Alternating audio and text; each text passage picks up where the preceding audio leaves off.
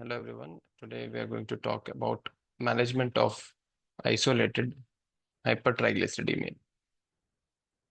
So many of times during our practice we see patients with only increase in triglycerides level with normal LDL or total cholesterol levels.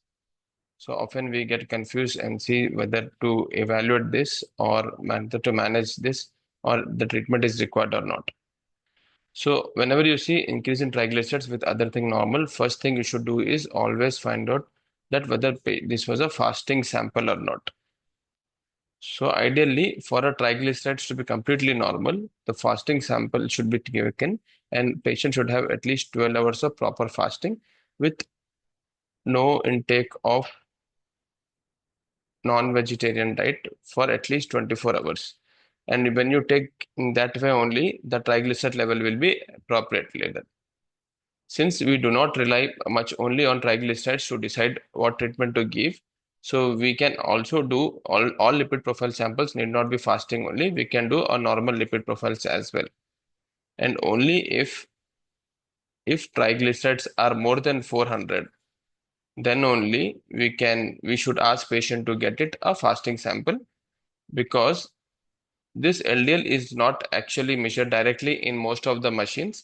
It is interpreted based on the triglycerides and other values. So based on that formula only, we calculate the LDL levels. So only in those patients, we should ask if the triglycerides is more than 400, then only we should ask for fasting sample. Now, if we have seen only increase in triglycerides level and with everything else is normal. So normal range is less than 150 in most of the laboratory data. Less than 150 milligram per deciliter is called as normal triglyceride levels. 151 to 499 is considered as mild hypertriglyceridemia. 500 to 999 is called as moderate, and more than 1000 is considered as severe hypertriglyceridemia, and this patient has high chances of getting pancreatitis. So now whether you should manage or treat these patients or not. So suppose first we have to confirm elevation. So that's the first step in that. Whenever you see hypertriglyceridemia, first confirm it by obtaining a fasting lipid profile.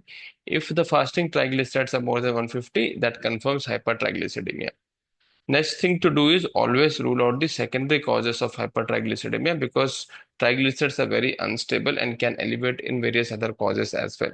The most common cause being uncontrolled diabetes. Suppose any patient has high sugars of around 300, 400, that may also lead to false rise in hypertriglyceridemia, that is triglyceride levels as well. Another cause is obesity. If a patient is thyroid, can also have hypertriglyceridemia. Patients of CKD or chronic liver diseases. Patient who has taken recently excess alcohol. Patient who has on high carbohydrate diet. And patient who are using medications like thiazide diuretics, beta blockers, steroids, estrogens, retinoids, and antipsychotics. The first line therapy in all patients of hypertriglyceridemia is obviously lifestyle management. What they should do, there should be limit zero alcohol or reduce the complete elimination of alcohol. There should be restriction of added sugars like cool drink, ice creams, or extra things, and saturated fats. And always prefer plant-based diets are better. Minimum exercise of more than 150 minutes per week or at least 30 minutes per day is what is recommended. And also we should ask patient to reduce at least 5 to 10% of body weight because this helps in reduction in triglycerides by around 20 to 30%. So once we have asked for all the lifestyle management, now we classify patients based on the fasting triglyceride level as having mild to moderate or severe or a very severe. So suppose patient is having triglycerides of 150 to 499. In those patient, first thing you should do is you should calculate ASCVD risk for them. So suppose the risk is less than 5% based on the ASCVD calculator. That means patient is having low risk and this patient does not require any treatment and you can manage them on lifestyle management as I've already discussed.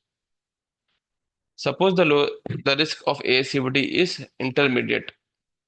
to high. That means if the risk is more than 5%, then irrespective of LDL cholesterol levels, you should start patient on a low dose of statin therapy. Either atorvastatin or rosuvastatin, statin therapy should be started if the intermediate to high risk is there. Also, you can consider icosapent ethyl 4 grams per day in patients with ASCVD or high risk in patients with triglycerides of 135 to 500 mg, despite statin. So, in addition to that, you can add this drug as well. Now, for the first time only, you're saying you have confirmed the triglycerides levels and it is found to be severely high, that is 500 to 999. What you need to do is you should ask for lifestyle modification, as already discussed. Find out if there is any secondary cause, treat the secondary causes, give statin therapy according to ASCVD risk. Here also, statin therapy depends upon based on the patient ASCVD rather than only depending upon the triglycerides level. And in this patient, you should add a fibrate. Always it's better to add a fibrate or prescription omega-3 fatty acids. You give omega-3 fatty acids or fibrates has to be added when the triglycerides are more than 500. Statin depends only on the ASCVD risk if it is intermediate to high. In patients with very severe, that is more than 1000, they have high chances of pancreatitis. So they should be on very low fat diet, eliminate alcohol and added sugars, control the glucose to optimal levels. Patients start them on fibrates. Also, you can give a omega-3 fatty acid. So once you have started treatment with either fibrates or omega-3 fatty acid, you should recheck fasting lipid profile within 4 to 12 weeks. That is around 1 to 3 months time. And then once it is controlled, then every 6 to 12 months it has to be checked. And also you should adhere to the lifestyle and rule out the secondary causes and treat secondary causes well. Always the therapeutic target. How much should be the target is the target should be less than 150 milligrams per deciliter.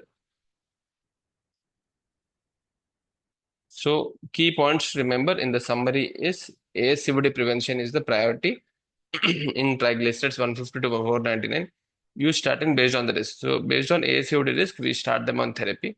Pancreatitis prevention is priority when triglycerides is more than 500 and especially when more than 1 gram. Statin always remain the first line therapy for ASCVD risk reduction. Fibrates are used to actually lower triglycerides and prevent the chances of pancreatitis.